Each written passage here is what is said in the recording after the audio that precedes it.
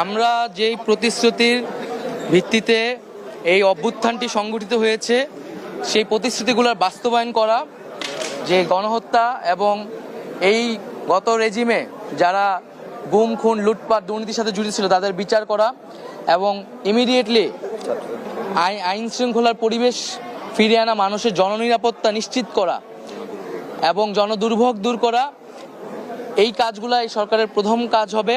এবং আমরা বলেছিলাম যে রাষ্ট্র পুনর্গঠনের কাজটি আমাদের করতে হবে, রাষ্ট্র সংস্কারের কাজটি আমাদের করতে হবে, পুরো বাংলাদেশকে নতুন করে সাজাতে হবে এবং ছাত্রদের নেতৃত্বে আমরা সরকারের ভিতরে যেমন ছাত্রদের প্রতিনিধিত্ব থাকবে, রাজপথেও আমাদের ছাত্রদের উপস্থিতি থাকবে।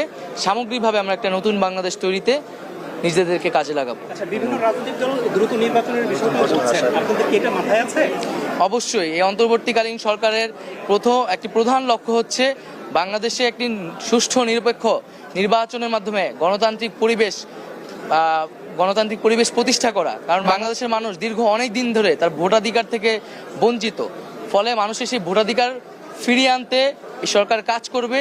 কিন্তু তার আগে নির্বাচন কমিশন থেকে শুরু করে অন্যান্য রাষ্ট্রীয় কাঠামোর সংস্কার প্রয়োজন, না হলে মানুষের অধিকার লঙ্ঘিত হবে।